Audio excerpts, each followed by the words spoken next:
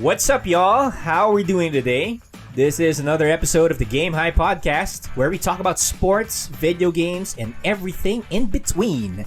It's your boys Chip and Carlo back at it again, and we are rolling with more guests. What do you think, Carlo? Yeah, absolutely. And before we go over everything as Chip, we wanted to thank again to you, our dear listeners, for sticking with us every week. So, alam mo, Chip, ever since actually we released the episode for our last guest and the previous episodes that we have constant naman yung growth natin with our audience and with the people listening in, and actually still from different countries, right? And speaking of our last guest, Chip, alam mo ba, ever since that we spoke to Miss Tessa Hasmines, nasa trip down to memory lane ako, honestly.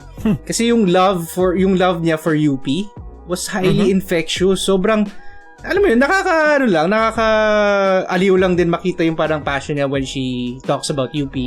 And then, so ako naman, bigla akong, nunod ako ulit ng mga San Beda games, mga Red Lion game, even Red Cubs. Sa YouTube, yung mga full games sa PCCL, sa NCAA. So, pero bigla rin mga nakikita ko mga recordings mga natatalo sila agad sa Ateneo, so medyo okay. Pero okay lang. But yeah, I mean, nakakamiss talaga manood ng basketball live. Well, actually, I feel the same way. Whenever I watch the NBA these days, nakikita ko medyo empty yung arenas. And of course, wala pa. We haven't done anything, to watch live in the stadiums. So, but like I said, we could have spent hours just listening and talking to her about sports, her sports stories. Yeah, absolutely. She is like a treasure trove of knowledge and experience with what she has gone through for the past how many years or so in the industry. But yeah, here's hoping we get to have her back on the show, diba? Yeah. But equally exciting tonight is we would like to welcome our guest tonight. She is the associate editor for One eSports, pardon me for that. She's a tournament host among many others, plus she's a sci-fi geek. And I can't wait about this. Medyo kinikilig ako rin sa prep natin. Please welcome, guys, Mika Fabella. Woohoo! Welcome, Hi, guys. Mika. Thank you Welcome, so Mika. much for having me. Of course, you're very, Thank very you, of welcome. course. Thank you so much then for joining us tonight.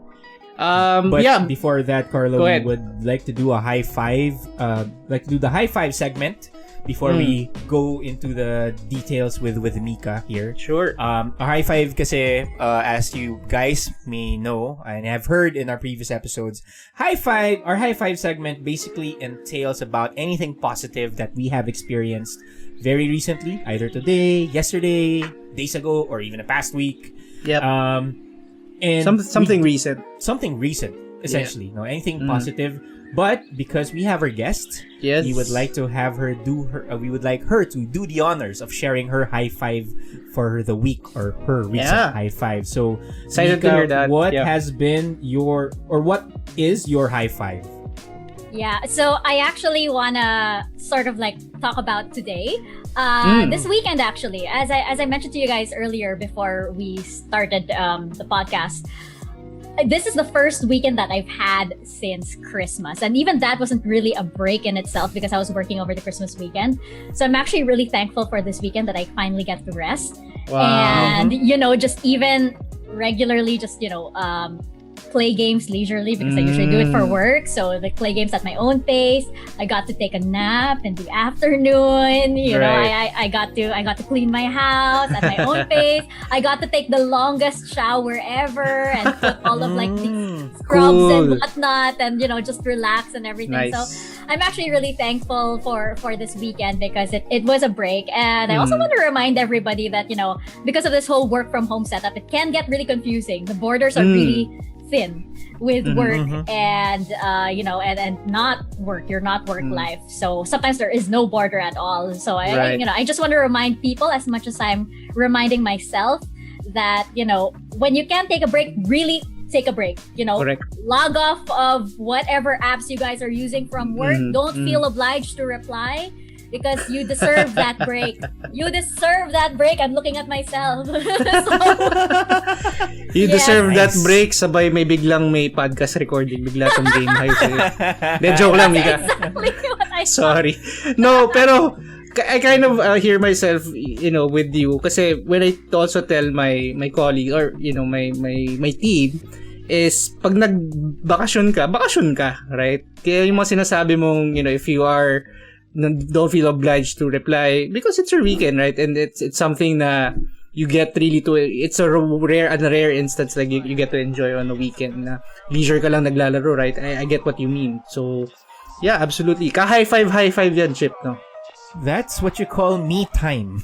Me time. Me time yung ganun part, no? Mika time, So, well, I don't know. Mika time. Mika time, yeah. Mika time, that's her me time. Yeah. All right. I'll high five to that. I'll high five to that. I'll high five to that. High five. Yeah. High five. High five, guys. All right. Okay, good. Let's get into it, Carlo. Why don't you take the lead So, on this one? Mika, how are you? How are you doing? I know that you talked about your weekend already, but personally, how are things with you? How are you dealing with, current quarantine still? Like, a year plus how many days already that we are in this situation, So, how are you doing?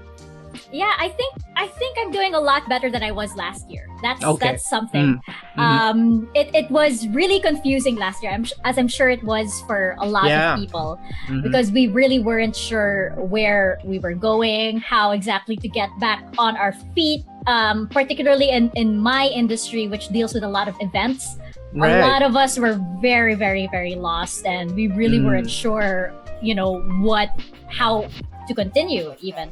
So I would say that 2021 has been a lot kinder. It looks a lot brighter. And yeah, it feels a lot better. It feels a lot steadier and more stable than 2020 does. I'm sure that bears goes the same way for a lot of people. So yeah, it's been really good. Very hectic, but the good kind of hectic, I think. Nice. Actually, parang isa pang high five yun, Carlo. Oo nga eh. Her positive Yay. perspective, I would say, and that goes with the energy that she's parang siyang naka energy drink or something, but Correct. I think Yeah. that's kind of natural Pero for her. Mika, curious to know, what was that adjustment for you like? I mean, everyone had this hectic kind of really rough transition, right, going into a work from home setup. Pero you just keep being curious here, be someone in the event space. How was that? How were you able to transition to the setup that we have now versus the ones that you had before? Well, everybody kind of thought that like, oh, esports is easy because it's already, online. So you guys are easy, and then, right now esports is basically the only sport that can really have to happen effectively because of our safety protocol and all.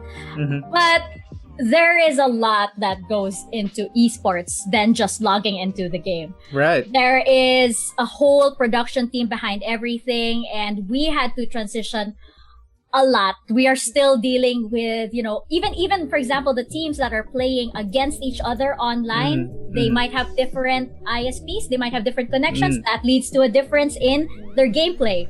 We have had competitions wherein somebody couldn't play effectively and had to be disqualified because of their maybe internet problems, connectivity problems, which wouldn't happen if it was in an on-site event.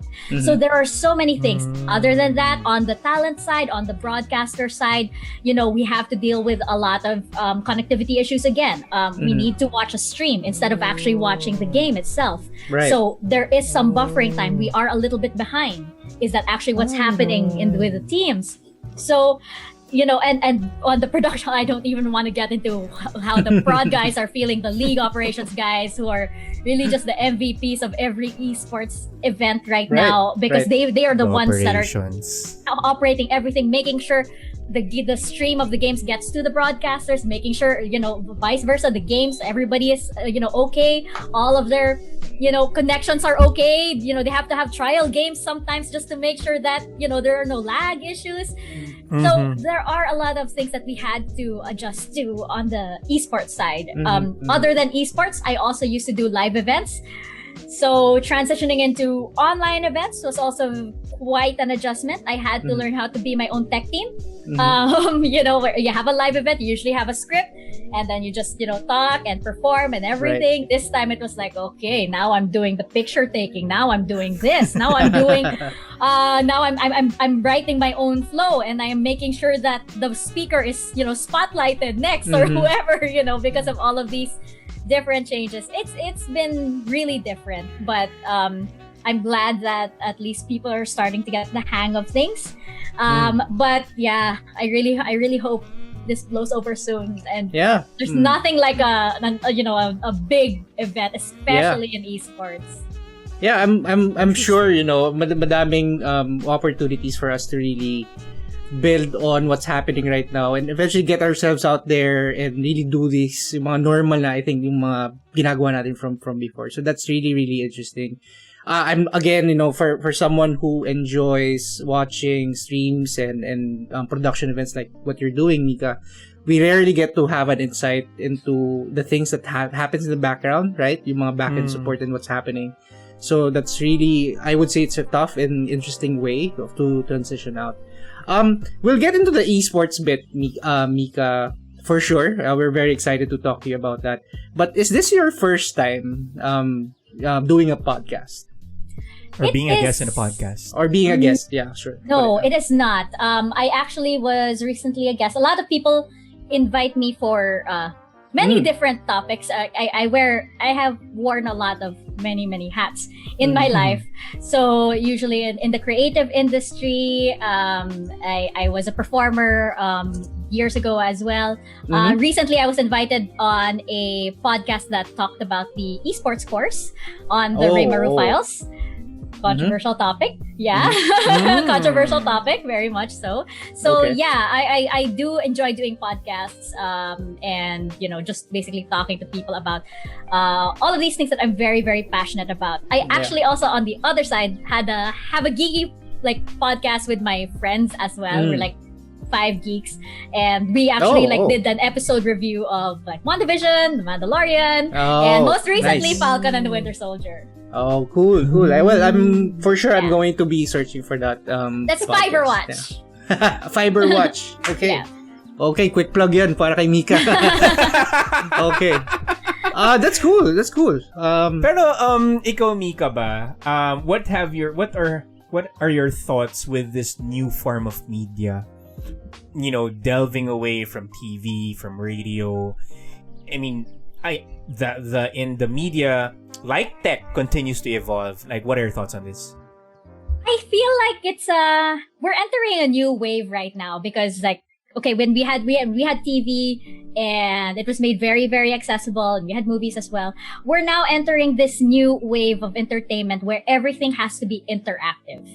And it's not just interactive in the sense that the fans get to decide or the fans get to comment. Now it's so easy for creators to interact with communities. It's interactive also in the sense that now you get to be the creator because everybody can put up their own content right now. It's so easy. Just click live on Facebook and there you go. That's your start. So it is very interactive in that sense. It's also becoming a very individual, I don't know how it's individualistic sort of network because everybody now is hearing all these different voices that weren't heard before. So, you can get it's I feel like it's really interesting because you're getting content from everywhere, from all facets of life. From different you see all these TikTok creators, for example. You saw the recent one about the Grab drivers dancing, right? Everybody gets their chance at actually creating content, and I feel like it's encouraging everybody to be a lot more creative. It can also be very oversaturated, which can also, of course, for example, the gaming space.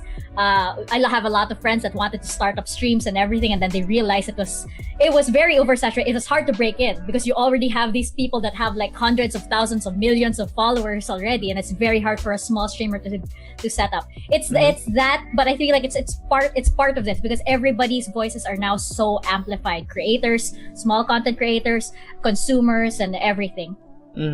Cool. May science. May science behind it. I like it. Yun din, medyo nagigeek din ako minsan. Parang going to the details. Go on.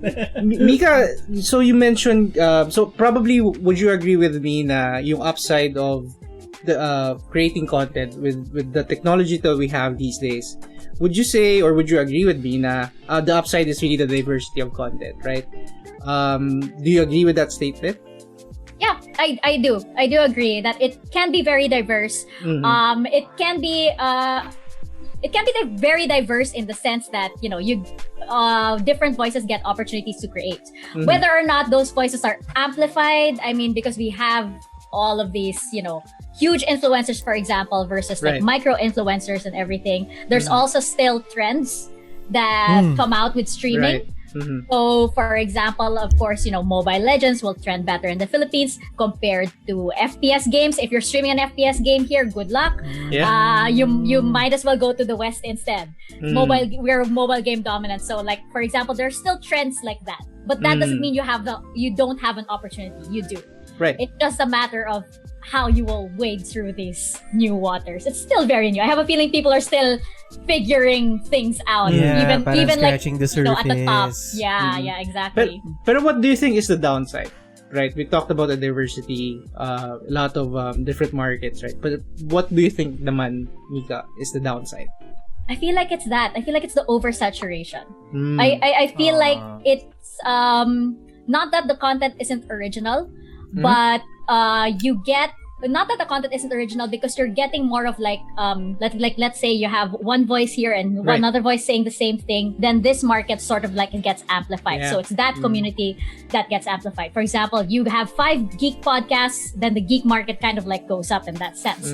But I have a feeling that it's also getting drowned because we're consuming too much content at this point. So everything now is suddenly about content. So much to choose from, rather. Yes. And it can get very overwhelming, even as a consumer. For example, of course, syempre, within this industry, there was a time when I tried to keep up and so I had to stream and everything, and I realized, oh my god, it's really not for me. I'm just trying to force myself into something that I really don't like doing. So I even had to come to terms with that. It's like, okay, this really isn't my strength. So it's that, there's too much going on and we're losing, I think, maybe what our strengths are, what our individual voices are, because we're trying to keep up with all of these trends. Correct. Ikaw, are you speaking of content, streaming, and all these things, are you a big gamer yourself? I am a huge gamer. aside from it being I'm so happy to hear that. Okay. Aside from it being my profession, like now I have to play for work and stuff. I'll get to that later. But ever since when I was, I played World of Warcraft, Diablo 2, 3, played StarCraft way back when. Cheap Diablo. Yes, Diablo 4 coming out. We don't know when. But we don't. Yeah, we don't. I got to play 25 minutes of it though when I went to BlizzCon. But the first 25 minutes. Yeah. I played a lot of games on Xbox as well. So yeah, it was a huge. I really, really enjoy games. It's funny now that my profession is so much in games, I barely have time to play games now. Pero the irony itself, no? Mika, the next question we were supposed to have was either console or PC. Pero it seems like you have a good mix of games that you have played. I mean, you mentioned Diablo, some console games, Warcraft and stuff like that. Pero kasi going back to what you said, being your leisure time and all this weekend, and sorry for disturbing you, by the way. It's okay. Sorry talaga. What's your go-to game? That's going to be my first question to you first. Let's stay within the gaming scene muna. What's your go-to game? Pag kunyari, yun, leisure. Currently, let's go currently. Yeah. Valorant. Right now it's Valorant. Before Valorant, my ex was Overwatch. Okay. Yes, I was a very, very intense Overwatch player. So much so that I actually became part of the Philippine team that flew to the World Cup in 2019. Wow. as a player, not as a player. Okay. All right. But I was the Tita of the group. I was the manager. So I was the one shepherding the boys. Still a wow pa rin, Mika. World Cup. Yes, World Cup and being a manager. Okay. Yeah. I enjoy first-person shooters a lot. What was the first first-person shooter that you ever played? Oh. Medal of Honor. The joke lang. No, I think it was the very early, what was that, 1.3 ng Counter-Strike. Okay. Yeah. That's right. Okay. And it was the very, very first, yeah. Yung wala pang masyadong modifications yun eh. Wala pa. Very straightforward lang. Bibili ka pa ng ammo and stuff like that. D-Dust. I would go with friends, syempre, nasa net shop kami. Because I didn't have my own PC at that time, so syempre. As we all did. When was that, Mika? Kailan ka nag-start with first-person shooters? Was that in high school? Kasi I was in high school when I started playing Counter-Strike. So, actually, yeah. It Mm-hmm. was I guess it was in high school. I say high school because this is actually another fact of mine as you, I guess, discover other sides of me. I did not go to high school. Okay. So it was that side. Yeah, I think I was like 18, 19. Okay, so that okay. Should I date myself? So this was mga circa. Hindi, okay na, nabanggit na rin yung time na yun. So, hindi na kailangan banggitin. Well, you have the right to not self-incriminate naman, Mika, if you don't want to. Pero yeah, okay, cool. So, same time period. Kasi, that was the thing, right? Yung going to internet cafes or uso pa noon yung mga computer shop, right? Yes. And then just playing those online games. Yeah. At that time, I wasn't like super into it yet. Yung parang I was just playing for the sake of playing kasi I was with friends and everything. I wasn't like super into it yet. I think the one that really unlocked my, like yung totoong competitive was Overwatch. It was really, that's when I started like, okay, combos, okay, analysis, okay, yung timing nitong cooldown has to match this, okay, I'm gonna the science that. with it. May ganon. Okay, may ganon. Unlock the, yeah, definitely. It unlocked more eSports nakita side. nating competitive side kasi ng gamer eh. So tayo casual, sige, matalo. Naku, Mika. Yeah, exactly. Mika, kami ito yung flip side eh. Mika question, camper ka nanunugod sa CS? No, right behind yung sumusugod. So ayoko mauna, ayoko din mahuli. Support. Okay. Support ka, pero hindi ka camper at the same time. No. Natatakot ako pag mag-isa lang ako and then like, just hanging back. So you go with the crowd. With a different dynamic ngayon sa Valorant kasi Valorant is like an interpretation of it's actually not really an interpretation, more of an evolution from Overwatch, right, to a more probably stylized CS:GO or Counter-Strike CS:GO.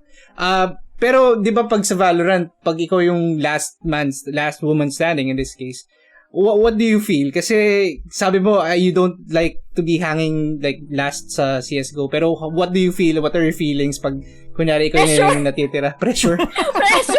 Syempre. I mean, it's very, I watch a lot of Valorant because like, again, like I cover a lot of tournaments and everything. 1v5s are possible. They're not possible when it's me. But I have seen fantastic players, very, very skilled players do like the best kind of strategies to come out of that. But yeah, when it's me, no, I will be like, oh my God, save, I'll run back somewhere, find a corner. Okay. Actually, minsan nakakabanga naman yun eh. I mean, there was a time, Carla, pag ikaw na yung mag-isa. Like, for example, in CS. Pag pag parang 5-on-5 kayo, 5v5, tapos ikaw na lang titira. Oh, no. There was one time I had that experience. Tapos, camper ako nun eh. As in, camper ako. Doon sa taas ng rooftop. Turned out, Chambahan, nanalo ko. 1 versus 5, bro. Yeah. Wow. But yeah, that was like way before. But yes. I don't camp, pero I do save. So when it's like 1v5, like run. Economy na lang. Next round. Ako, Mika, I'd like to tell you, kwento ko lang din kasi I played Valorant just recently. So like a month or so. So may mga terms pa rin ako na hindi naintindihan, like yan, yung saving, so when I play with my friends, pag they say, oh, sir, you save. Ano ibig sabihin ng save? Anong gagawin ko? Do I save my game right now? So, alam mo yun, may mga ganong instance na may mga bobo noob moments ako na. That's such a Tito thing, by the way. Thing. When we say saving game, because like we grew up at a time where you actually have to save the game. Oh, now it doesn't, it's automatic now. Parang gusto kong tanungin, memory card ba kailangan? Memory card? Green pa yung memory card nun, tapos may glitters. Inabutan niya yung time. Yun. So, so Valorant is a very, like, a wide, siguro area of our conversation later on. Pero, console or, I mean, you're a big PC gamer at this stage, Mika, but have you, like, played any console games recently na na-enjoy mo? Something that you've shared? Have you played RE8? Yung mga ganun. Recently, no, I have not. Okay. But growing up, it was console because we only had we had an Xbox and we had a PlayStation. We didn't have a PC when I was growing up. But now that I live away from my parents and my siblings, so now it's like I have my own laptop, I have my own gaming PC, so it's PC all the way. Cool. What's your setup, by the way? Just curious. My setup, I can show you. Right now, it is on I usually game from a laptop, and then we have because my partner and I were also very much into video production, so we have a big PC, high-end PC for all of these very very lengthy renders and videos. Kailangan talaga. Mga top of the line talaga, no? Yung ganung tipo. Okay, cool. Let's go for. So let's just shift our direction a bit here, Mika, and we want to ask you about your current career right now, which is writing for One eSports. Is One eSports your first writing gig? So One eSports is not my first writing gig, but it's my first eSports writing gig. Okay. So a long time ago, I actually used to write for GMA News Online. I covered the culture and arts section.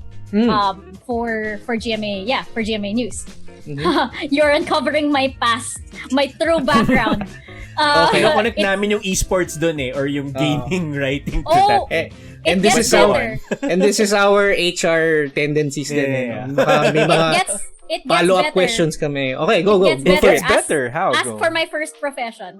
What was your first profession? I was a professional ballet dancer with Ballet Philippines. I graduated from UP Diliman in dance. I am a very serious ballet dancer. Well, you wouldn't be surprised, Mika, na being us, well, ako at least, before this interview, I actually looked at her LinkedIn profile. So yes, nakita ko that you graduated in dance. Yes. Interesting. Pinagsasanga-sanga ko yun Carlo. I was dancing I danced for Ballet Philippines for 7 years. Wow. Nice. Yeah, before and I graduated major in dance from UP Diliman. From College of Music. Yes. I was very very serious. I thought dance was gonna be my life. Dance is my passion, ganon. And now I'm in esports. Nag-shift nga, Chong, from the physical sports to the reflexive type of sport, diba? Okay, ito medyo segue lang, no? Kasi ako big classical music fan. So, was your ballet into, the classical style? Or Yes, very much so. Na every December, it's always Tchaikovsky's Nutcracker. It's Swan Lake. It's Petipa. It is Don Quixote. Like every year and everything. And it's still my major in dance was in the College of Music in UP, and music literature was one of my favorite subjects. So I love Mahler. For example, I love listening to Mahler, one of my favorites. Beethoven as well. I like the more romantic era. Yeah. Mahler Symphony No. 5 for sure. And yes! Beethoven, I won't go for the obvious ones like the 5th and then the 9th. Siguro yung 7th has like a special place for me. Anyway, 7. 7th. Okay, sige, sorry. How did it come about yung sa writing stuff? Yun nga eh. Curious to know how did you shift from ballet dancing to writing? Yeah. That's something that I still have trouble explaining. But I was always a very big I knew that I could always write well. I grew up around, my friends were all writers. I guess my circle of friends were I grew up with a circle of friends that was a lot older than myself. So, siguro mga within 7 to 10 years older than me, and they were all writing. So when I was growing up, when I was 17, and they were in their late 20s, they were all writers. They were all freelance writers. So I kind of had that influence. And when I was dancing, and I would write also about dance. It started at first in the dance school newsletter, and then I would write yung mga synopsis sa ballet programs. I'd write that up. So it started with little tasks like that. And then eventually, there's a noticeable lack of dance writers in the world, not just in the Philippines, in the world. Okay. It's very specific because you need to know how to watch dance, and then at the same time you have to write it down, and there's criticism that comes in and analysis of the ballet, the movements and everything. Goes with contemporary dance as well. So when there was I had a friend that said that, well, we're looking to cover this cultural event, would you like to write for the dance section? That was for GMA. So I was able to get my start by writing for that, because I was like, oh yes, because like of course I know how to watch dance, and so I started writing for GMA news like that. It kind of helped. Okay. Yeah. Eventually, it helped a lot. Okay. Yeah. Yeah, and like there's here in the Philippines, you can count the dance writers on one hand. On one hand. Oh, ganun kayo ka-konti. Yeah. Okay. I think it's a niche. Ano? It's very, sobra. very specific. It's very specific. I mean, and, for us, saan ako magsisimula when I write for dance? I mean, di ba? Yeah. I have to be a dancer myself. Okay, sorry, Mika, go on. Yeah. and then after that, it shifted from culture and arts. From dance, syempre, I started getting assignments for theater as well, reviewing productions. And then it eventually went into lifestyle as well. You know, lifestyle and travel, mga little listicles, 5 cruises to send your parents on or whatever. You know, those kind of things. So I got writing assignments there. And then going into esports, that actually started after I got my start in esports. So when I got my start there, I actually wasn't writing for anything yet. I was just hosting and doing the panel host and broadcasting. And then when One Esports actually found me, they were looking for somebody to cover just a certain tournament that happened over one weekend. And then when they saw my LinkedIn, they're like, oh, why don't you join us instead? And at that time, it was this November 2020. They're like, we're kind of looking for somebody like you. This is the scope of work. This is what we're looking for. And eventually, I said yes, yeah. That came about. Yeah, and that's how it started. Medyo pinaprocess ko pa yung sinabi ni Mika. It started before. Writing for esports started before she got into esports, something like that. Pero curious to know, Mika, when you first wrote for One Esports, were you already a big Valorant player at that time? Yeah, I was a big Valorant player at that time. It was, when did I start with One Esports? I started December 2020. Yeah, December 2020, because I was also hosting for Valorant First Strike. So it came hand in hand. So it's like, oh, we need a rundown of all of the teams that competed in this tournament. I'm like, oh, okay, I hosted that. I'll get it to you. Okay. So yeah, it went hand in hand. Valorant. When Valorant came out, I started playing it almost immediately, just because like I was following the teasers that Riot was putting out, and I was like, oh. And then there's already buzz because in the Overwatch community, people were like saying, oh, there's this new shooter coming out. Oh, look at this. Look. Oh, and everybody was kind of like saying, let's play this too. So it was already, I was already excited for it as it Got it. Okay. Yeah. Kasi curious, we were also wondering whether you chose to be in the Valorant beat or you were assigned to it. So no. I really enjoy. I guess One Esports doesn't really assign you to something that you don't enjoy yourself. Okay. Because they do need you to know the game and be passionate about the game as well. So yeah. So being a good gig nga, actually. That's a good gig. Pero being big on FPS and and then as well as other games. Pero are there other games na hindi ka familiar with that you had to really study? Or you had to... Okay. Yeah. Can you give me like some examples there kung ano yung mga games there? When I started hosting for the Nationals, when I first got into esports, I thought that playing Overwatch was okay. And that's it.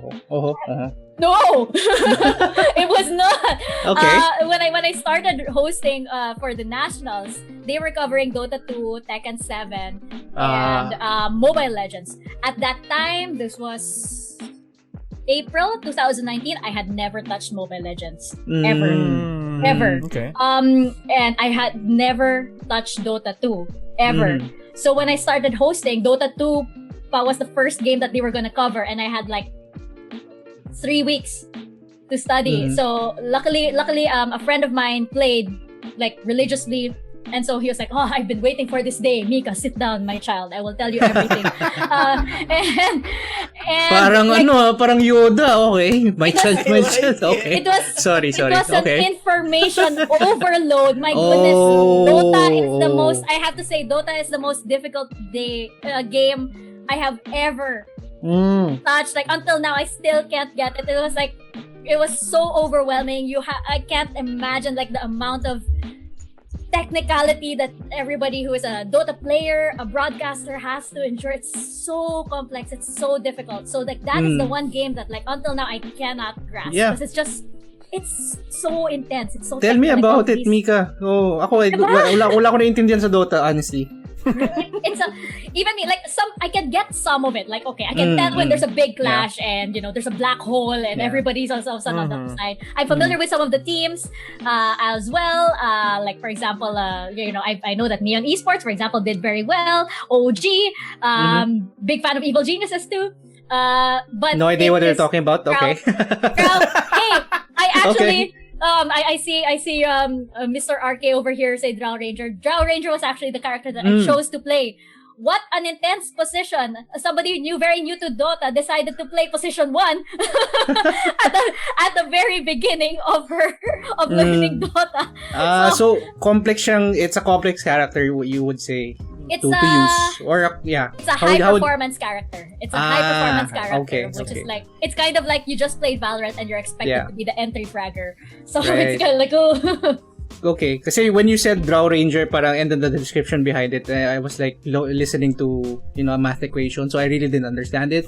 Pero what is Drow? I mean, sino ba si Drow Ranger, Mika? I mean, just give a quick description of what this character is for people who might not be familiar with this. Well, she's a well-known carry in Dota 2. She might be one of the very recognizable characters just because she bears a very, very similar.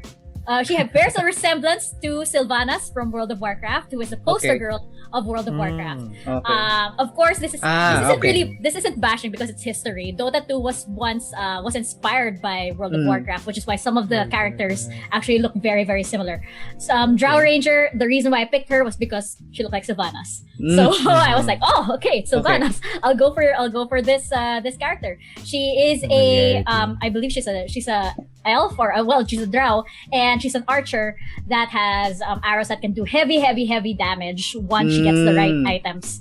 So there was this whole sequence and rotation to the character. They call it the carry. So these characters usually provide your heavy damage. They are the ones who are supposed to kill everybody. Got it. Okay. They're the ones that the whole team rotates around. This also rings true for Mobile Legends. You have your carries. The whole team rotates around these carries so that they can, kill everybody or they can kill everybody on the other side. So para sila yung they're the offense probably. Yes. Is that yes. Okay? Kasi nag-register lang sa akin Sylvanas tapos bigla ako nagutom. No, I'm kidding. Okay, cool. Okay, so that's a character from Dota. If I also look at that at a later time, I would have better appreciation for her. But yeah, I mean, transitioning a bit on the lighter side, Mika. Go ahead, Chip. Ako ba? Sorry. Yeah. No. Mika, ikaw ba? We'd like to transition from that one because we'd like to talk to you anything about on the casual side of gaming, which is fine. But let's shift gears a bit on a serious stuff. Like, what are your observations in terms of positives and the negative side of the online gaming culture?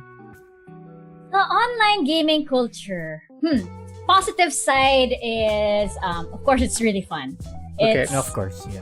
It's incredibly fun, and you gaming in itself, stems from a hobby, stems from something that you play as kids to have fun.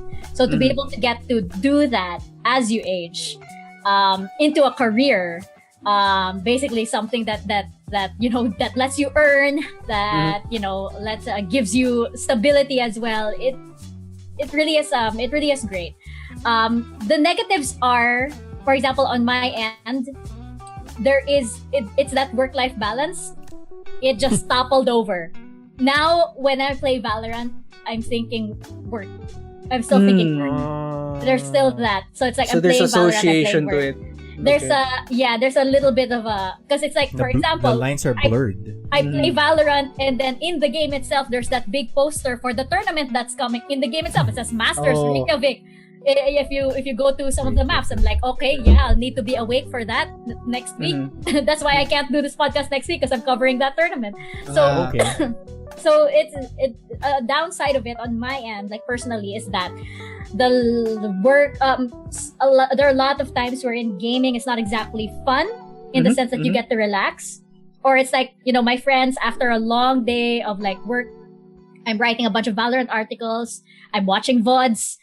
And then my friends will say, "Oh, Tara, let's Valorant," and I'm like, "No, I cannot. I've been doing this since 9 a.m. I can't." Okay. So there is that downside. In Okay. terms of like the community externally, you know, one good thing is that the Philippines is so talented when it comes to esports. You know, we are incredibly talented when it comes to esports. There was a recent Mobile Legends tournament, the M2 World Championship, with teams from like Russia, Brazil. Yeah. Philippines won world champion. Yeah. We are making waves as well in the DPC Dota circuit. We are making waves as well in the Valorant circuit too. So the Philippines is so talented, and there's just so much potential here for esports athletes, for esports talent as well. Yeah.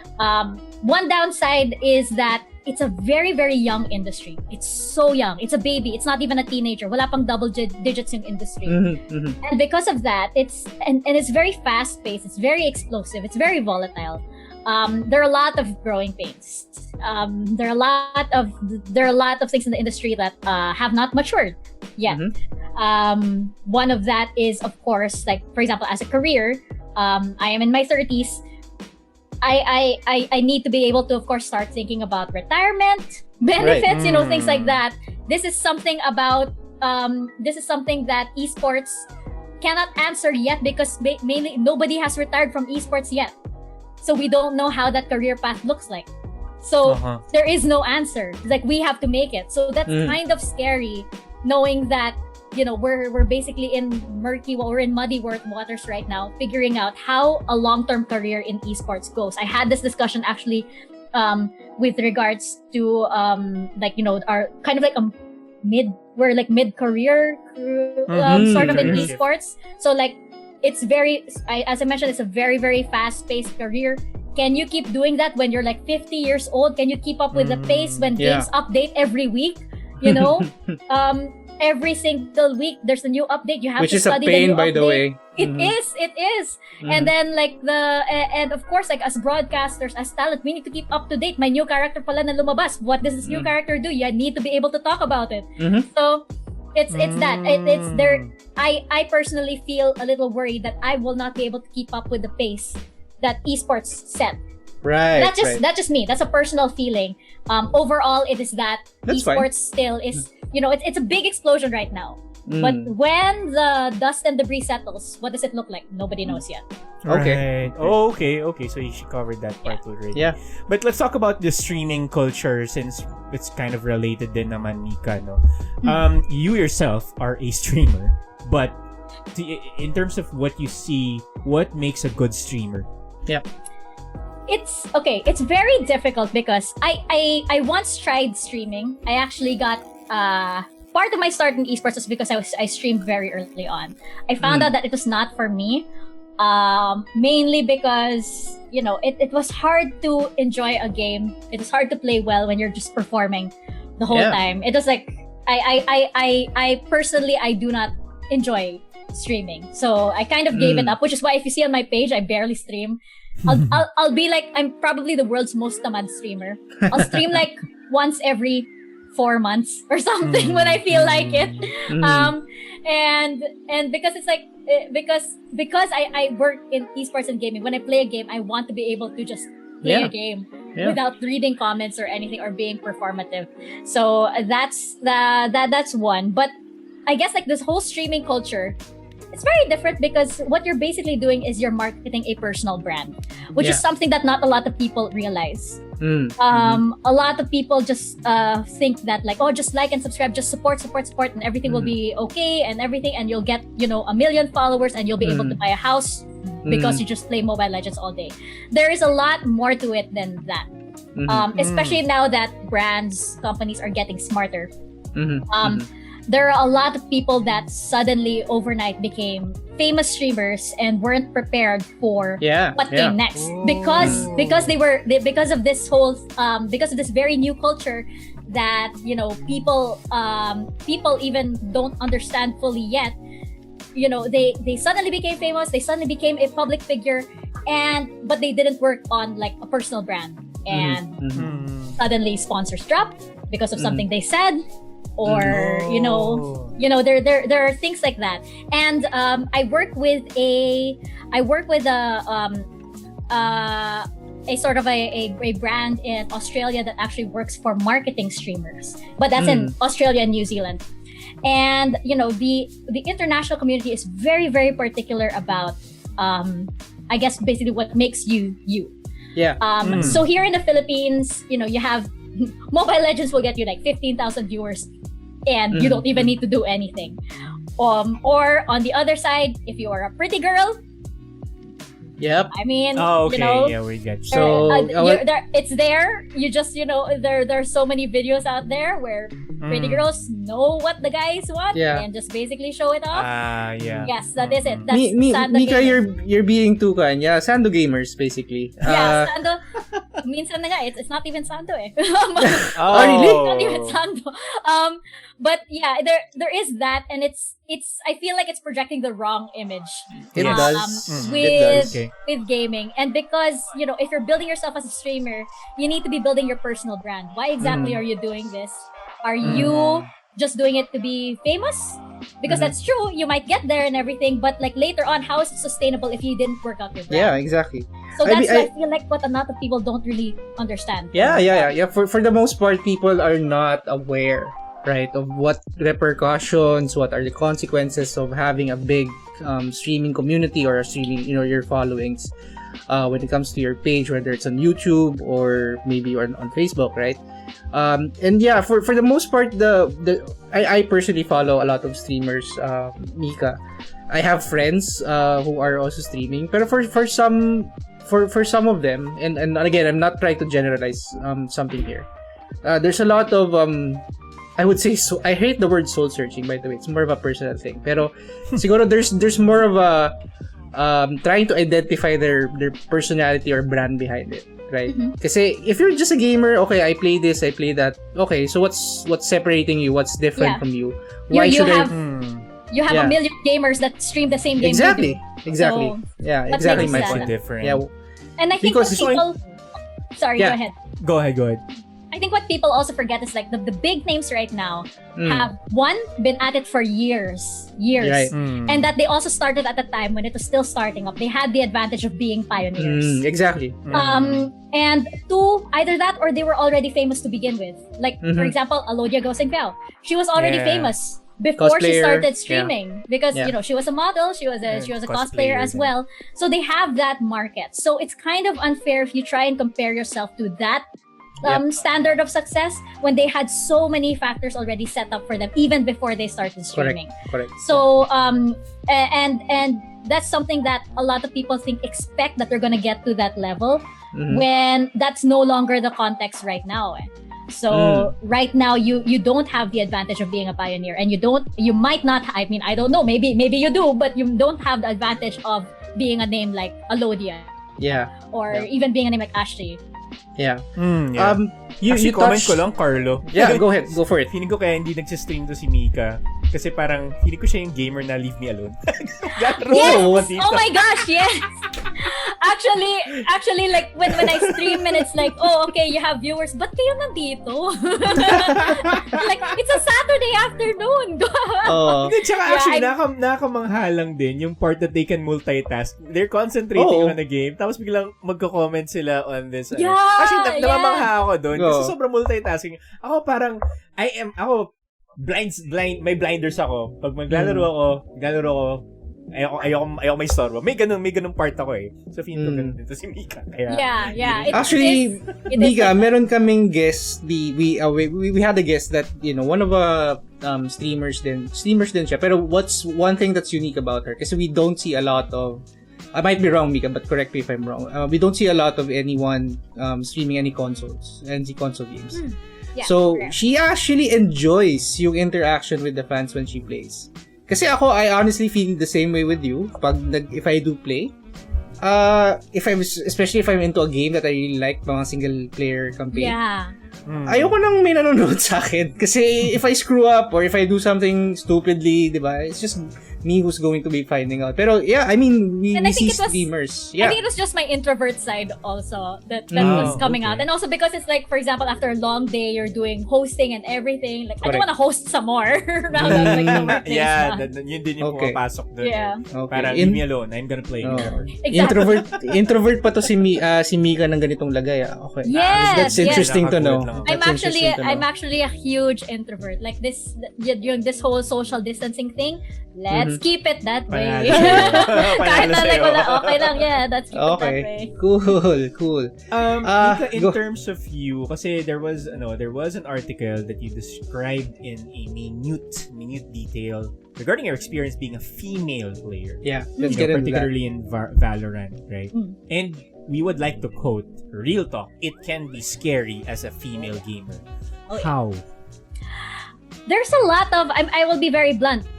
I do not do voice comms in public games because I do not want to be harassed.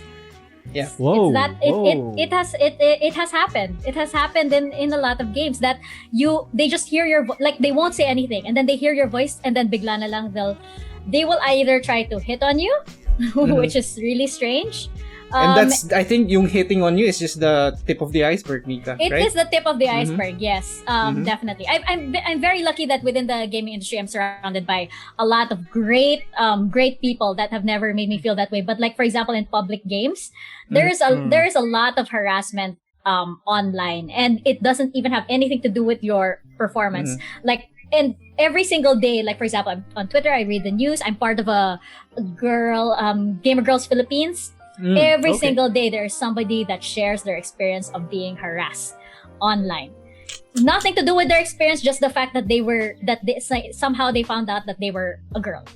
And you could be like, for example, in Valorant, you could be top frag, they will still say something against you. You could be bottom frag, they will still say something against you for some reason. Yeah. The host of one of Valorant Europe, Valorant Europe's, I guess, panel host.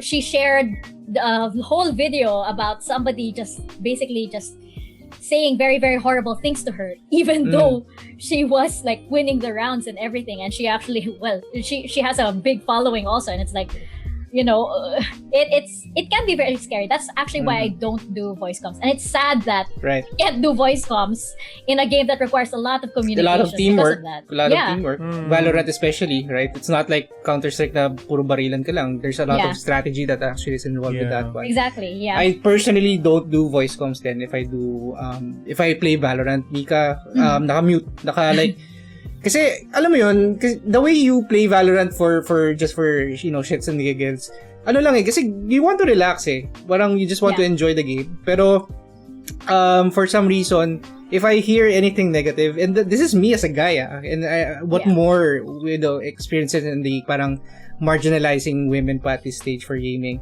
Nasistress ako every time I hear something negative, right? Yung parang, maglaro ka na lang, please. Just play. Go ahead and play.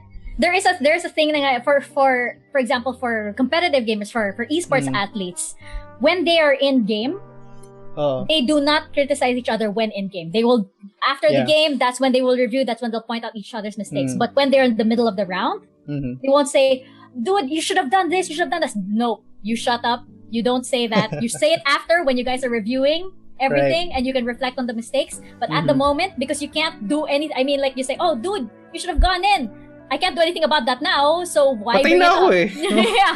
So why bring it up? Especially if it's a big match. They do not, like, coaches will usually you can't do that. You cannot do that to your teammates, especially since it affects morale so much. Chip mentioned here in the chat, by the way, so while you were speaking, Mika, kasi we were talking about comms, right? Mas na may enjoy ko pa kung kunyari yung dati sa computer shop, yung nagsisigawan na tipong, walang komsatan! Huwag kayong abangers! Okay pa yun eh, kasi biro-biruan lang eh. Pero yung mga ganitong, kasi the online... Tsaka sa computer shop dati, for example, may second and first floor. One team dapat dito sa first floor, dito sa second floor. Tapos may mga chance pa, makikita mo, mag-sneak ka. Tapos may mga, sa ganito. Nagsa-snipe sa ano. Sa ganito. Mas gugustuhin ko pa yun yung mga ganong mga juvenile na biruan pa yun. And then you end up becoming friends, diba? You end up becoming friends. Kasi, and then of course, obviously yung setup nun was different kasi magkakatabi kayo, right? It's like you're still talking to a live human being on the other side of the room eh. Pero with the online barrier, I would say, I really feel that it's a barrier talaga or a filter, lack of a filter thereof. Yung people can just say anything, any shit that they want, right? I mean, it's people hiding behind anonymity. Exactly. Because they know that anonymity. Yeah, it's because they know that they have an IGN. I mean, it happens even outside of gaming. On Facebook, they create a fake account, they say whatever they want, and then that's it. Correct. Yeah. So yun yung parang that's the one of the downsides I think we can add into when we had our conversation about that. But just a follow up on the on the female gaming landscape, Mika. Personally, what did you do to face your fears? I mean, maybe those are not fears, right? Pero yung siguro frustrations maybe. Kasi being a gamer, female gamer in this landscape, male dominated, and honestly, almost everything, right? Ano yung mga barriers do you think you're breaking with these when you game yourself? Yeah, I think like an important part is being very vocal and being very visible as well. So, for example, there are not a lot of female gamers that are in my position in the sense that I'm not exactly a streamer. I'm an eSports, would I say I'm a serious eSports host? Like you are. I'm very You're much a professional into eSports host. Yeah. Yeah, I guess I'm more into that, and the journalist as well. So there aren't a lot of there aren't a lot of women who can do that host/journalist angle, especially here in the Philippines. It's still very, very new because everybody assumes that, oh, you're in esports and gaming, so you're a streamer. Like, no, I'm not a streamer. I write about esports and I also do tournament hosting because like tournament hosting is very specific too. So like you can't just hand it to a random host without them knowing the background of the teams, the game, the culture. Has this team faced this other team before? Is this a new team? Is this a team of rookies? Is this a team of veterans? Oh, this guy switched. It's like NBA, right? They have that pre-show. Exactly. And they talk about all of that. Your roster. That's exactly what I do. So an esports host has to basically direct the flow of that story. What story comes out? Do the underdogs come out, or do the guys on top remain villains? They keep their empire, you know. So there is that whole dynamic to it as well. So I feel like one of it as like, or I guess as my responsibility as well as one of the few, I guess, in my position right now is to do that. Be very vocal, be very visible. I like hanging out as well with like people who are more behind the scenes too, so that they know that so that they know that there are also women around who are also pulling the strings as well. Nice. Yeah. Okay. Kasi Mika, you're in the industry. Ang dami mong nakikita, ang daming perspectives with all these things that you're seeing with the industry as a whole. How professionalized or structuralized esports here in the Philippines compared to abroad? I would say here, I think it boils down to a market difference. It's because the Filipino audience is quite different from, like, let's say the audience in like Australia or New Zealand or in Europe. So for example, here we're very much into mobile gaming, and like the masses of the gaming audience here are mobile we call mobile natives, I guess. They're on their phone. They might have never touched a PC in their lives, but they are just on Mobile Legends or other mobile games. So it I think it becomes a difference also of of context in that sense. Kasi I guess if like if I were to do what I'm doing in another country, it would be totally different. Mm-hmm. Okay. I think, and yeah, there's a lot of marketing strategy. I guess because like right now, gaming is essentially one big marketing strategy. Whether that is for the game publishers, whether that is for the sponsors that sponsor all of these big tournaments. Mm-hmm. But it's basically that. So it really depends. It really depends on how you're presenting it. But right now, kasi it's catering to the mobile natives. It's basically kind of getting everybody in on the sense that gaming is fun, and gaming is becoming more serious too. There are a lot of people behind the scenes who are working very hard to establish it as a profession. So you have, for example, the tournaments like the Nationals, which I host for, which is a franchise league. So and you have with the Philippines hosting the SEA Games in 2019. That was a huge step as well, because then you had organizations that set up for it to be a very competitive and Olympic level sport. Although there are a lot of obstacles to that, but at least it got its start in the SEA Games. So it's still a very it's a baby industry. It's not a teenager yet. It's not even 10 years old yet, possibly.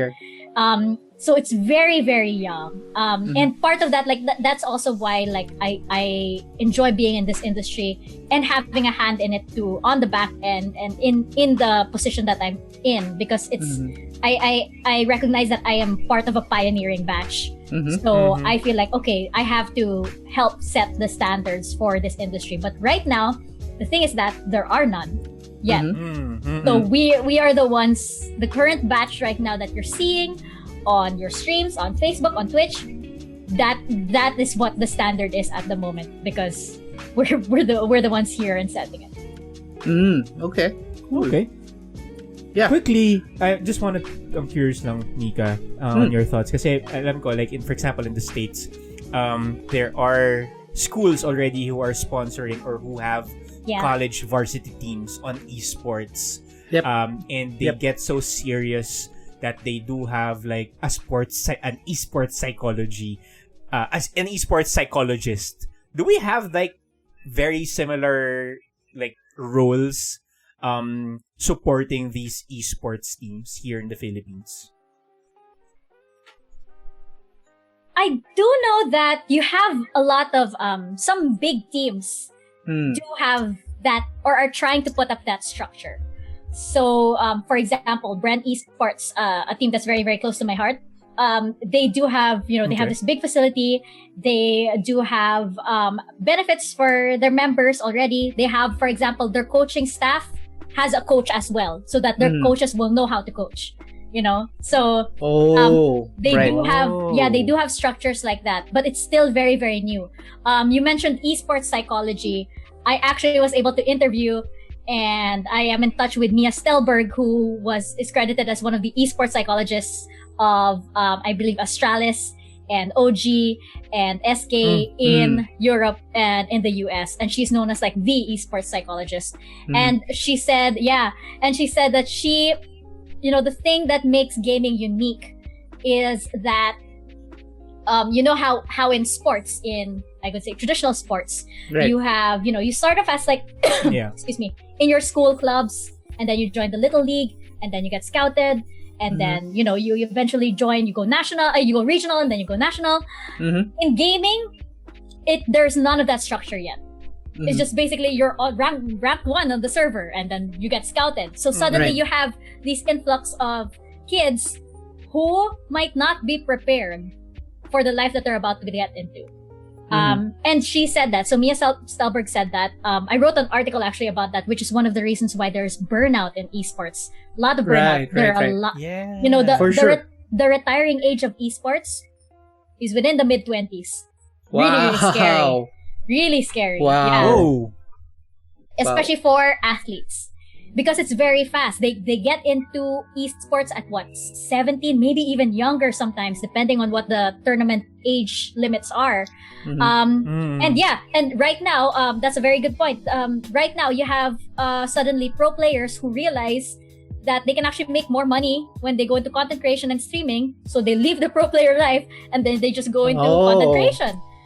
So kasi siguro less no? stress. It's less stress, kasi they earn more.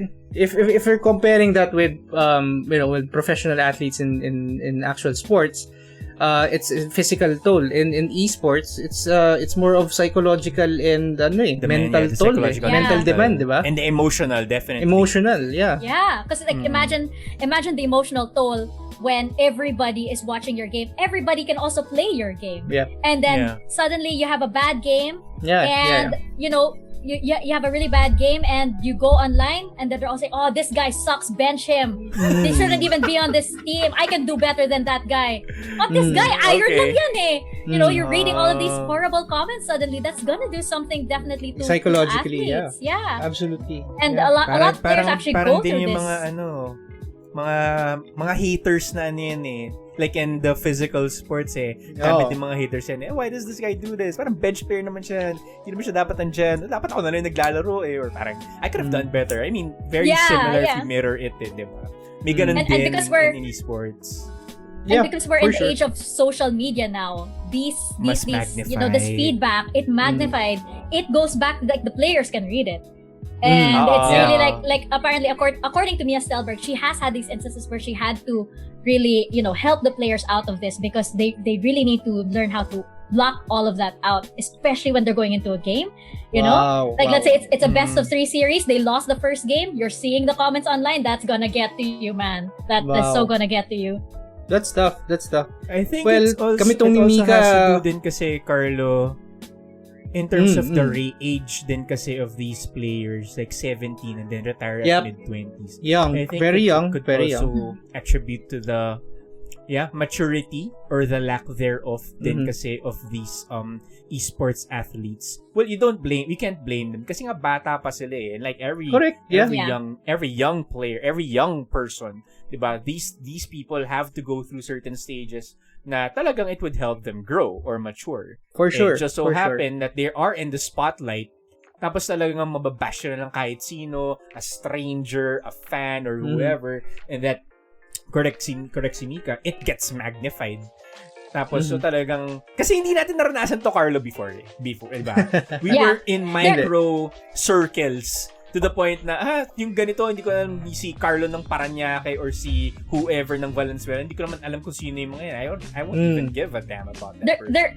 But whatever right now, I know who that guy is. There is also the fact that it's because the esports it is also that it's because like the esports structure overall is still forming now. Yeah. So, you know, everybody's background basically in gaming is after school, you go on, you switch on your console or you turn on your PC and then you game. That's it. There is no coach. You don't have this. So it's also hard to find, you know, it's also hard to establish that authority because, you know, you don't exactly have a coach telling you, oh, you do this and then you game. So this is very new. It's a very new concept to that. Because like, for example, if you have say traditional sports, where you learn traditional sports, you have a coach who tells you what to do as you take these lessons and everything. We don't have that for gaming.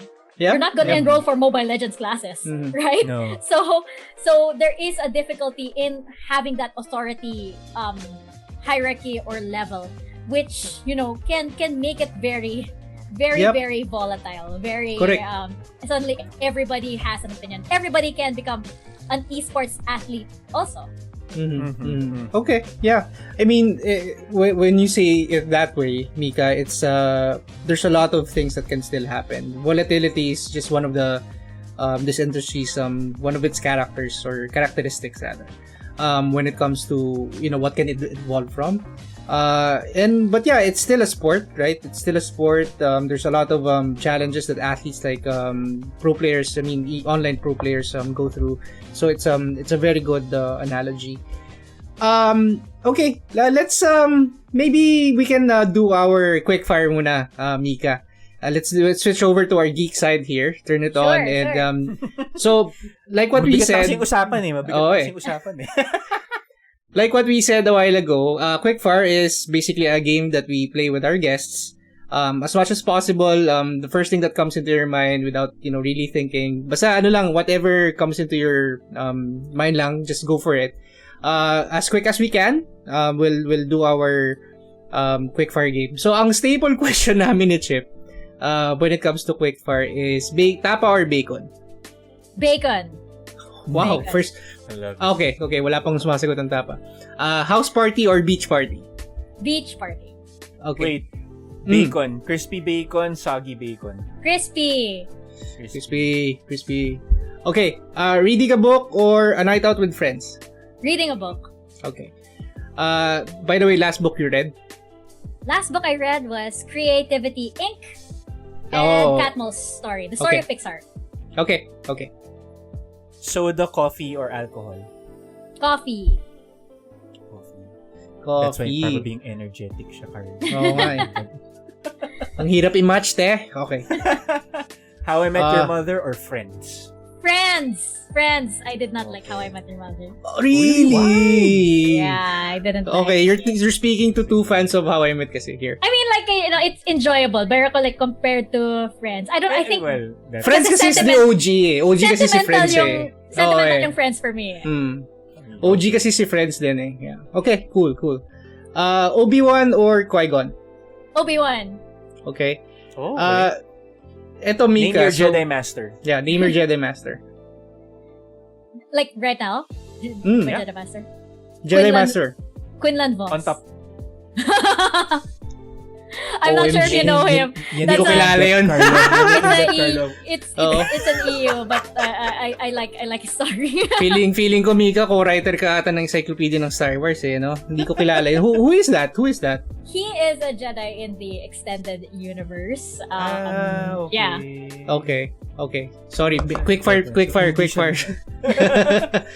Pero we'll get to that. Sige, Co-pilot. go. Poe Dameron or Chewie? Chewie all the way. Chewie. BB-8 or 2D2? R2D2. Xbox, PS? PS. Marvel or DC Comics? Marvel. Okay. Oh. Lord of the Rings or Game of Thrones? Lord of the Rings. Oh, no. With conviction. Sacred. Lord of the Rings all the With way. conviction yun Okay, sige. Oh. Elves or dwarves? Let's say the context of Lord of the Rings first. Elves. Okay. Ito, this is the last question in the quickfire, pero maybe we can spend time here on a bit. So, ako Mika, Valorant player, newbie pa rin naman ako. Pero who is your go-to character sa Valorant? And then, what's your weapon of choice? I'm fluctuating between Phantom and a Vandal right now, just because of the meta, and I usually use Sova or Killjoy and Learning Viper. Oh, Learning Viper. Sova and Killjoy. Okay. Yeah. Kasi ako Brim and Sage. Ah. And those are only the two characters that I know. And then I don't have any intention of studying the others. Those are very good characters though. Those are very essential characters. Yeah, strategic kasi si Brim eh. Valorant Yeah. Yeah, very strategic si Brim. Very essential right now. I'd say those two characters are very useful because they're always essential. Okay. Well, Chip has been pestering me to do Star Wars bits already. But so Chip, go for it. Yeah, kasi nagigig ka bigla eh. No. Kalahin mo bigyan tayo ng Jedi Master na hindi ko kilala. Anak ng tinapa. Okay. Hindi, wala ako sa universe nila. Wala ako sa world nila, if I would say. I mean, I like Star Wars, but like them, I'm not. I'm not like them, rather. Na talagang into it eh. To the point that they're cosplaying, they're doing lightsaber stunts, which is actually very cool. Pero gusto ko lang panoorin, Ako din, I feel the same. I'm on the same boat there. Kasi ako, I'm more of a Potterhead kasi.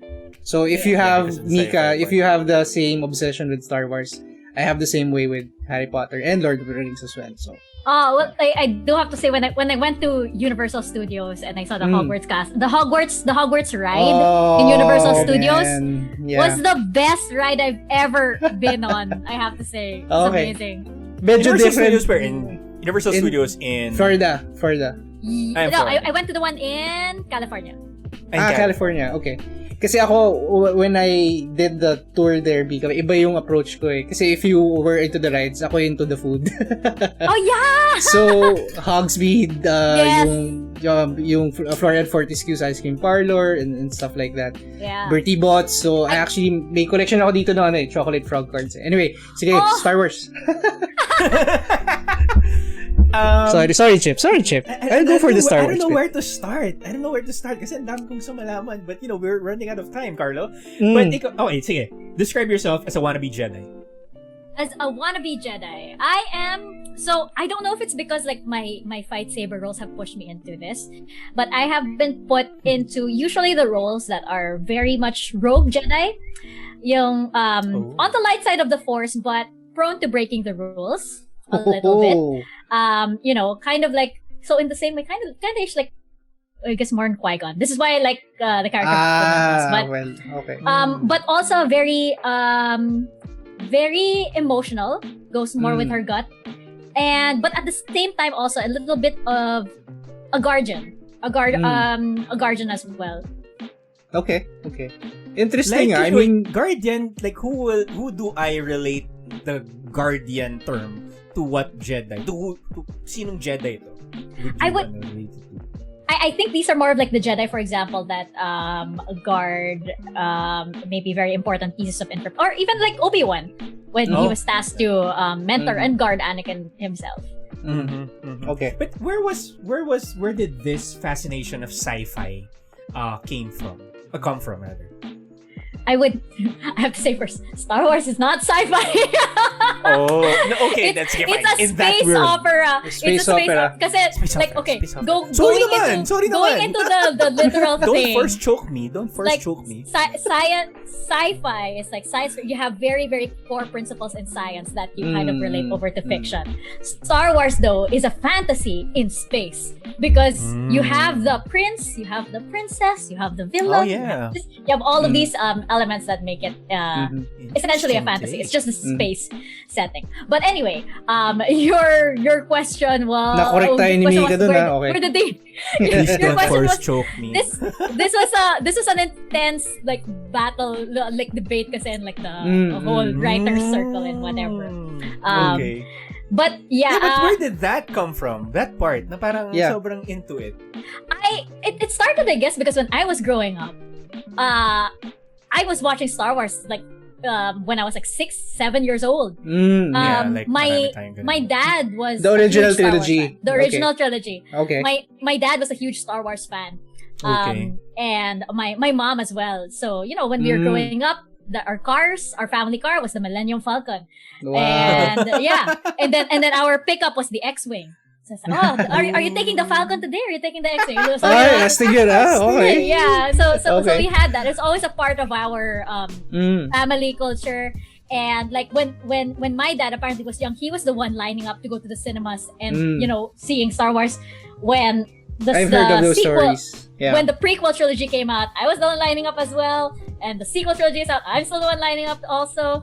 And it was a very it was what I grew up with. I would watch the original trilogy every single day. It's 4, 5, 6, 6, 5, 4, 5, 6, everything. Every single day. And like all I wanted was to be a Jedi.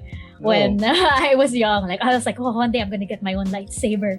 I'm gonna be a Jedi. which you have. And apparently, my parents, like when I was young, they got me to eat my vegetables because they said, Jedis they eat vegetables. Okay, all right. It was that much of a big influence on me growing up, and eventually when I was as I grew up, like it was also the first movie pala that the remastered the remastered movie, the remastered version in 1996 or something was one of the first movies that I saw in the cinemas, and it's Empire Strikes Back.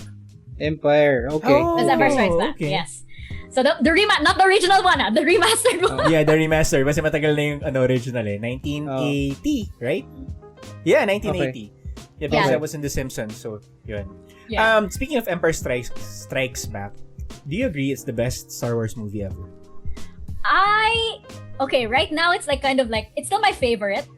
Okay, just because favorite. emotionally, it's the one that really pulls the heartstrings which way and everything. Rogue One is a close second. Rogue One was I enjoyed Rogue One. I enjoyed beautiful. Rogue One. Yeah. Rogue One Maganda ng was Rogue One. beautiful. And like it wasn't just like a good Star Wars film. It was a good film. It was a good film. Okay.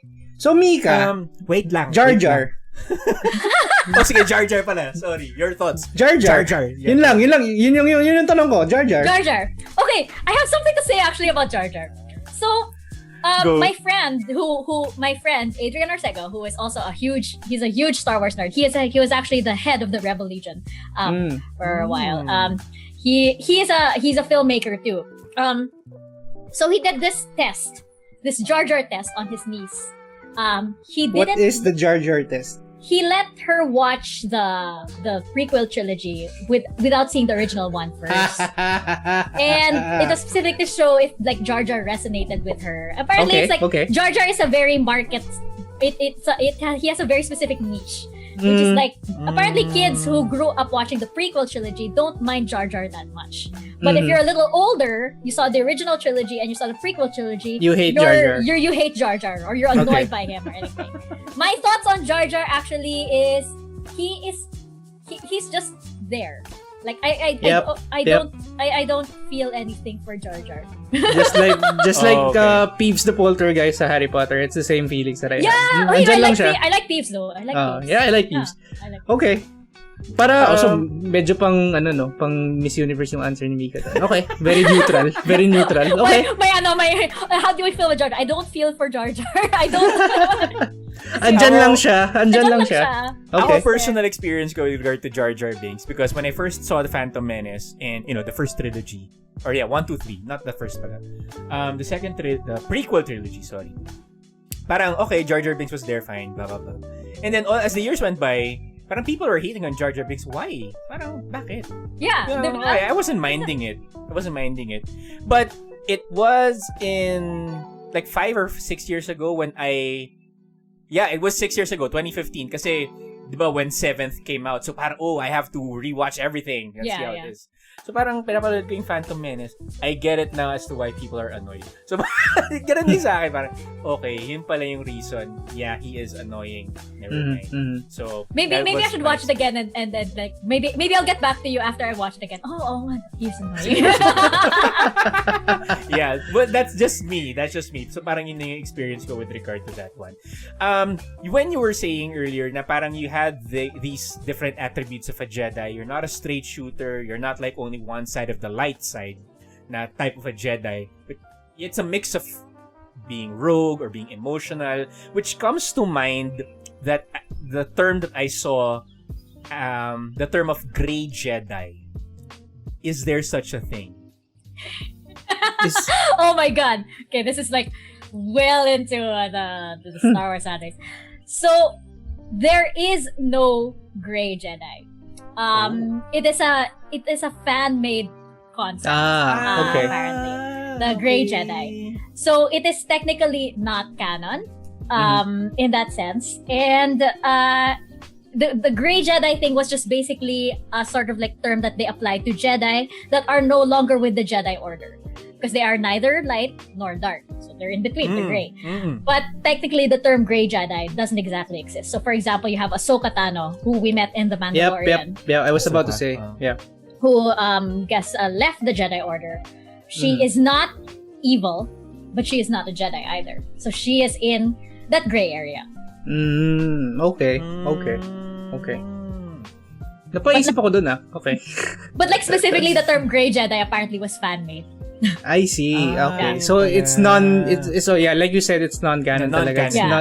It's not defined by yung lore ng behind Star Wars. Okay. Yeah. So as Ahsoka is the closest that we can have as a gray. Yun na lang, as a gray. She's the closest. Yes. Yeah. She's the example of that she defected from the Jedi Order. So technically she's not a Jedi. Okay. And remind me, Mika, why did she defect again? Oh, that is a Clone Wars story. But she was actually, this is actually a very huge story arc in Clone Wars. Mm-hmm. But this is when Anakin was also fluctuating already. There were wavering. certain events in Clone Wars that actually fleshed out how frustrated he was with the Jedi Order and everything. And Ahsoka, as a product of that, because she was Anakin's Padawan, Yeah.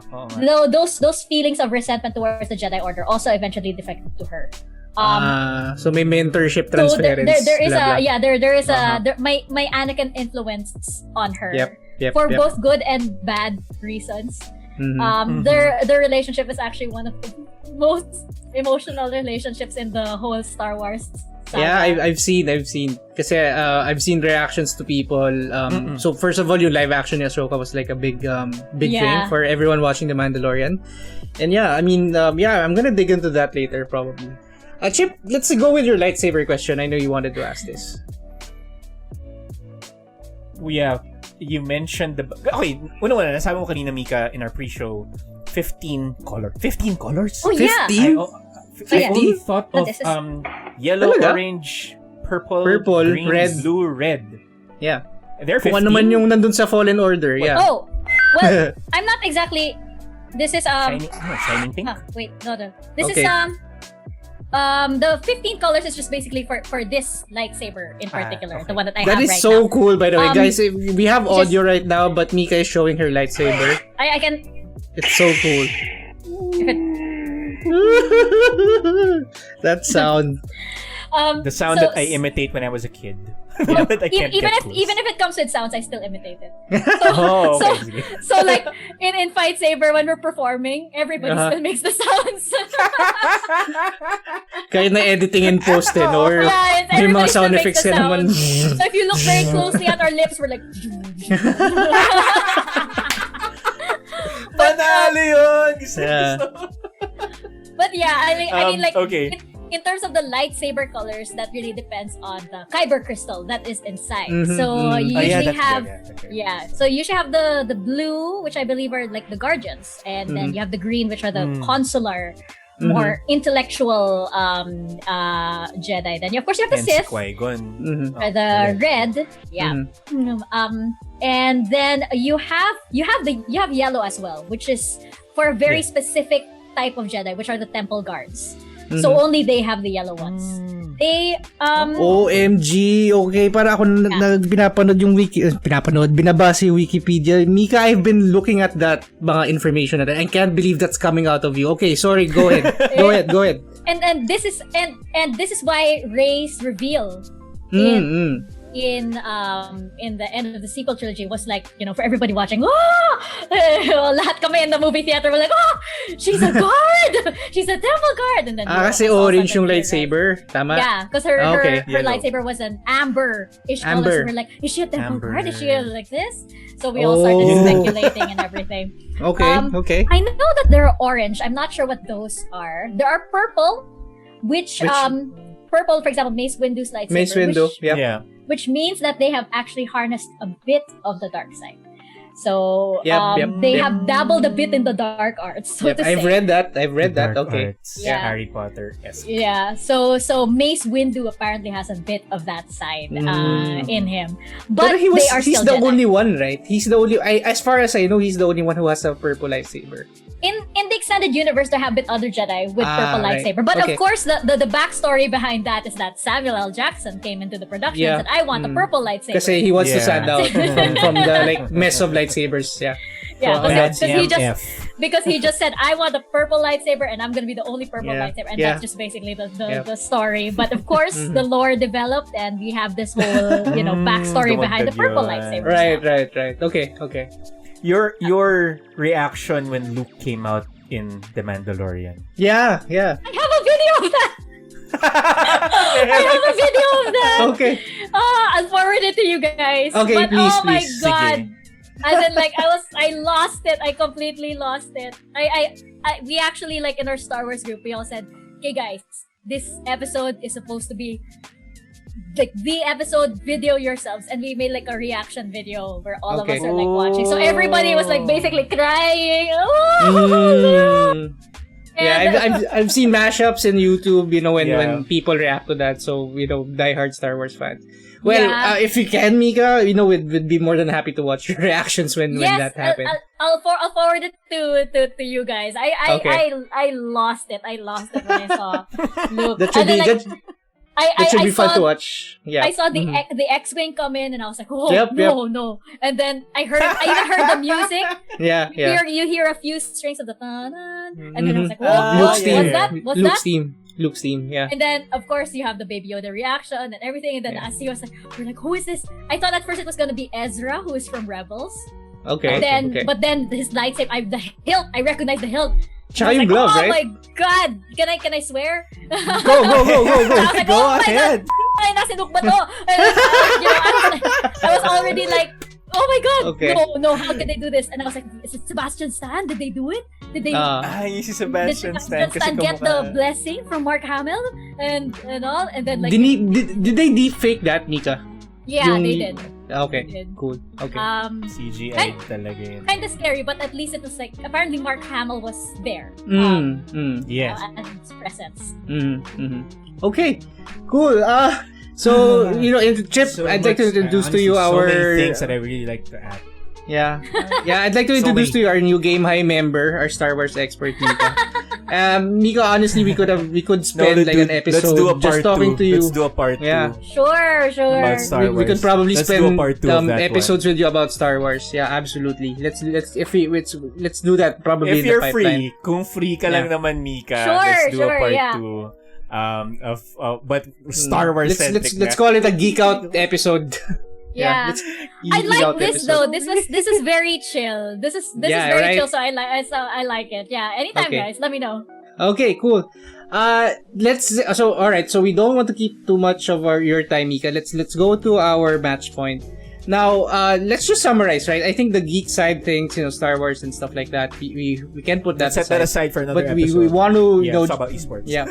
we want to push back. We want to push back and just talk about, your summary, your final thoughts on what we covered from eSports. So I'd like to lead your match point with this question. You might have touched on this already, for a bit, but where do you think eSports is headed right now? Right now, so that's something that I'm looking for the answer to myself, and I would very much like this is actually, I posted a status message not too long ago actually asking that question because I wanted to get insights from my seniors, those in the back end, those in marketing, those dealing with the companies, those dealing with the publishers and everything. So I was like asking, guys, can I actually retire in esports? Can I actually get the nice beach house that I want to retire on in esports? Is it possible? So I got a bunch of different answers. I guess in summary, the whole direction is nobody really knows where it's going, but everybody is set. Everybody is pretty much adamant that this is a train that they need to be on. Yep. And I'm talking about not just streamers, not just like individuals like you and me, but big brands. Big brands, big global brands are pretty much set on this as well. 2020 kind of cemented that desire even more. That they need to be on this train. And right now it's looking like for a lot of these big brands that this is the key to actually getting out of the pandemic slump. So there, nobody really knows where it's going. So like even people behind the scenes are saying, we can't guarantee anything. And actually big brands, big names are saying, we know, we don't, we'll figure that out together. All we know is that we're in. So I guess where it's going, nobody really knows, but it should be somewhere good. I hope. I'm here, so it better not crash. It honestly feels like you're in a car and you guys did a road trip and you're not sure where you're going. But hopefully it's like in a great place. Or it just keeps going, diba? Yeah, or it just keeps going. Or it just keeps going. Are we there yet? 2 years from now, there could be an entirely different game. It's moving so fast. Yeah. Sobrang daming trends then, right? It changes from time to time. Like what you said, it's volatile. Yeah. Okay. Yeah.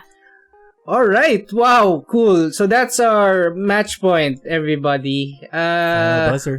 Final buzzer. Oh, wait. So we hear the final buzzer, and that's the final buzzer for today's episode. That's it, everyone. A huge thanks, Mika. Oh my God. Honestly, that was a very enjoyable conversation with you with esports, Indeed. with it. geek games, games, Geekdom. Star Wars and stuff like that. We absolutely appreciate you joining us today. So thank you so much. And we look forward, you guys. Carlo, to the part 2. Yeah. Let's have a part 2. We didn't even get into Marvel. Yeah. Yeah, we didn't know. Oh, even- yeah, not even definitely. We'll do that. Yeah. I didn't even get to speak Elvish yet. So Yeah, okay. Sige, let's hold off. Let's hold off. That's a lot of great conversations in the future for sure. But for sure, everybody, please visit us on gamehigh.ph to get the latest content, and follow us on Facebook and Instagram at the GameHighPH. So get yourself updated with what's what. Of course, guys, if you have any suggestions, violent reactions, or basically your thoughts on our current episode, which was absolutely enjoyable, we would love to hear from you. Hit us up in the comment section or message us through our Facebook or Instagram pages. Thanks for listening, guys. This is Chip. And this is Carlo. Cheers, guys. We'll see you then. Ciao.